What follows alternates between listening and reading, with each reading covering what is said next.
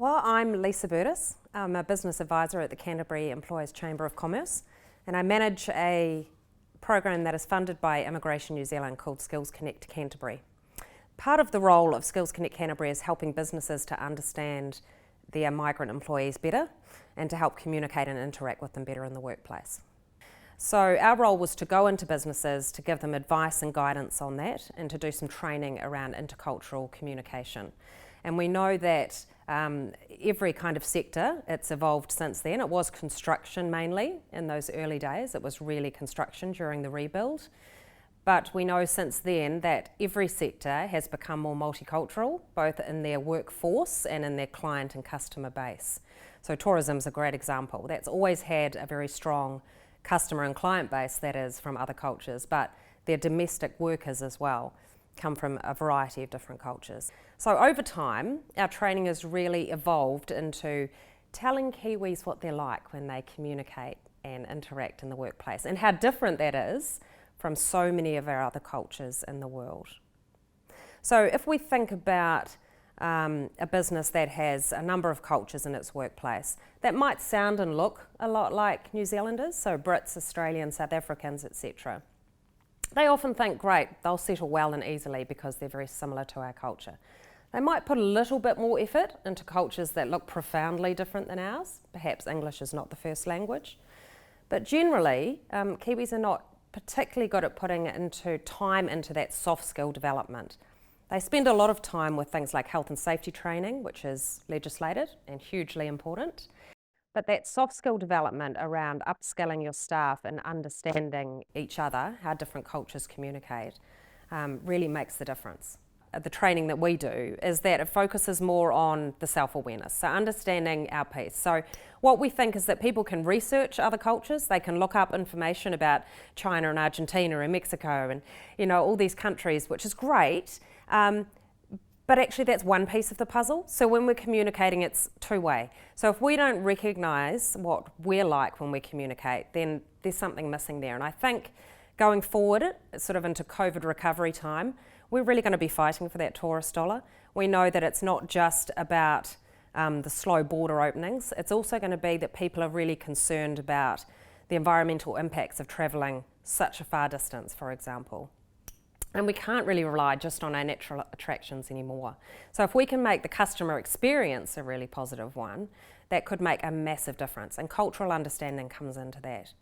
So we know, for example, if we go overseas and if we have a really positive experience and that cultural difference is not a barrier, then we tell people, we tell our family and friends and we want to go back.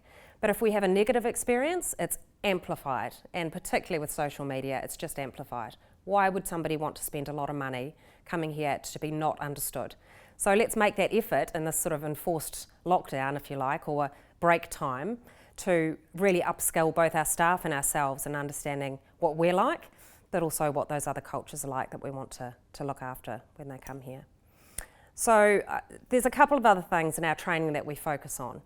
The way different cultures approach silence is a really interesting one, and I think it's often misunderstood and or sort of underestimated, if you like. So cultures kind of fall into three groups when it comes to silence. You've got sort of your South American, Latino, Arabic cultures, which are really happy to talk over each other, very passionate when they speak, very little silence. Then you've got sort of the Anglo-Saxon group, of which New Zealand falls into, which is one person speaks, there's a very brief silence, the next person speaks. You can interrupt, but with an appropriate phrase. But generally, we tolerate about 2 to 2.5 seconds of silence in between people speaking. And that's really apparent in a meeting or a staff briefing or a toolbox meeting at work. We don't like silence. And then there's this other group that really values silence. And in this is a lot of our Southeast Asian cultures, our Pacific Island cultures. And there, silence is really valued. My Chinese friends tell me we can have up to 8 seconds of silence in a meeting between people speaking. And that is a sign of respect and formulating what I'm going to say next. And when I do this training, I can never get past 5 seconds of silence because it's uncomfortable for me. So that's something to recognise. And when I hear employers say, why didn't he speak up? I know he has this experience, or she's brilliant on her CV, but she's not giving me that information that I need. She's not showing that she has that experience that she had from China. I'll say, well, are you giving her that opportunity? You can either ask directly or ask her if she wants to give that information to you later, because sometimes we're just restricting people because of our different approaches to silence. There's also some really interesting things around New Zealand's culture, our team culture, that comes out in our language and the way that we communicate. So we often use the term we when actually we mean you.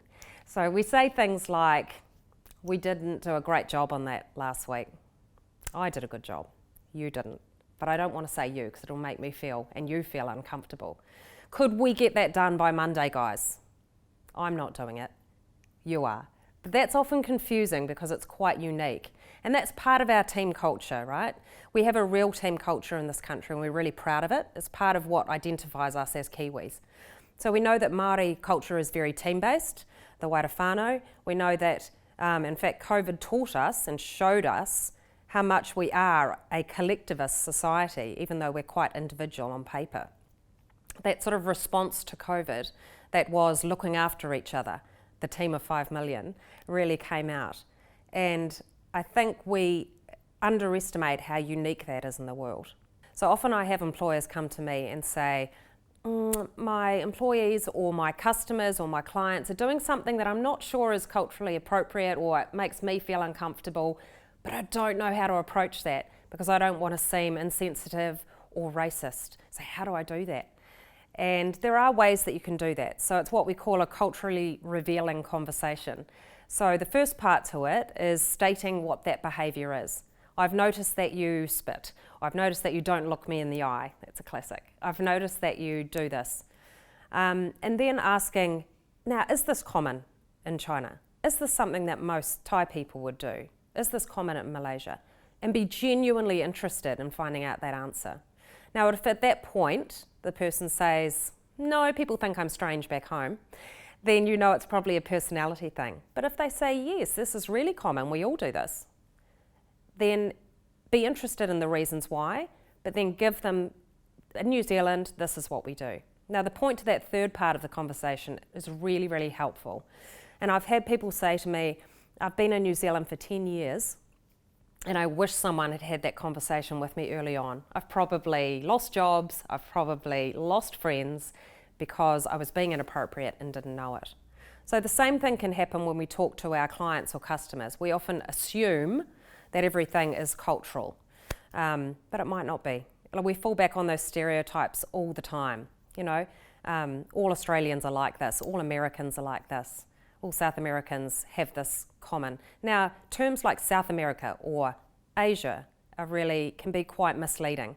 And when I hear somebody say, oh, she's Asian, and then put a stereotype on that, Asia's hugely culturally diverse, we know that, ethnically and culturally diverse. And the differences between those different countries, this is the time to be learning about that, not just assuming or lumping everybody in together as one cultural group. So if you can spend some time with your staff, really understanding your client base or your customer base, spending some time researching it, and that's reaching out to do intercultural communication training. It's also reaching out to those specific groups within New Zealand, those cultural groups. If you can actually get insights from them, that's going to really expand your self-awareness. Yeah, I think if COVID's taught us anything, it's that being isolated is neither sustainable nor desirable, and recognising the region that we actually live in, we are part of the Asia-Pacific region. So I think we've kind of taken for granted that Asia part before, or not necessarily identified with it enough. So going forward, that's going to be a huge part of both our tourist base, but also our domestic market. So New Zealand's increasingly multicultural, and a huge number of New Zealanders come from Asian descent. So recognising that we're actually part of it, accepting it and embracing it will make a massive difference to any businesses going forward.